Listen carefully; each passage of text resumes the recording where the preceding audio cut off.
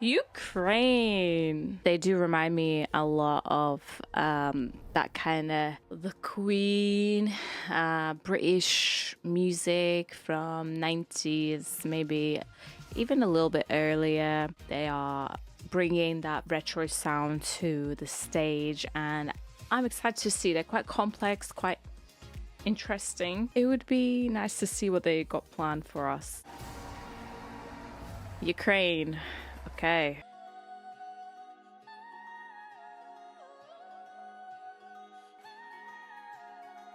It's like the light. Oh.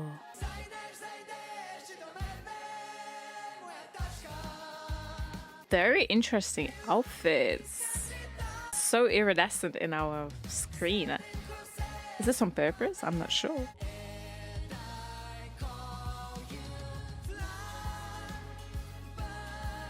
I really like the chorus. And he bleached his hair blonde.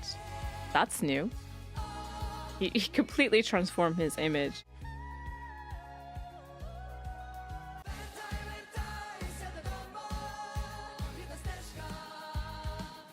Oh. Begging you. I love the colors. I love what they did with the staging. It's so cool. Now is the solo. It's a shame it's not played live. I don't think it is because of the turnaround. They're never allowed to play live instruments, but I do love it. I do love it.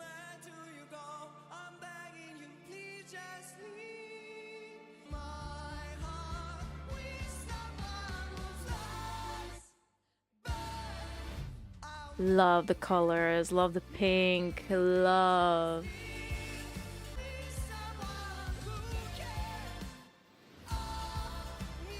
And the whole visual effect that they put on top as well. It's just definitely we're back in 90s.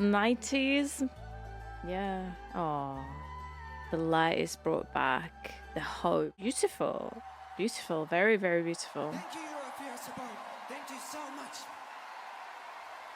Hello. So Ukraine, I loved the staging and what they did. Obviously, I did really enjoy what they had in national finals, this whole nature kind of green inspiration there. But this is a transformation to another level. They completely went to a new world. It's just so beautiful and it suits the stage of Eurovision. It just suits the colors, everything of Eurovision. And I'm truly, truly a fan of this. It's absolutely beautiful. I don't know what's going to happen with them, but I hope that they will be seen as something unique, something niche, something that isn't there on this stage today.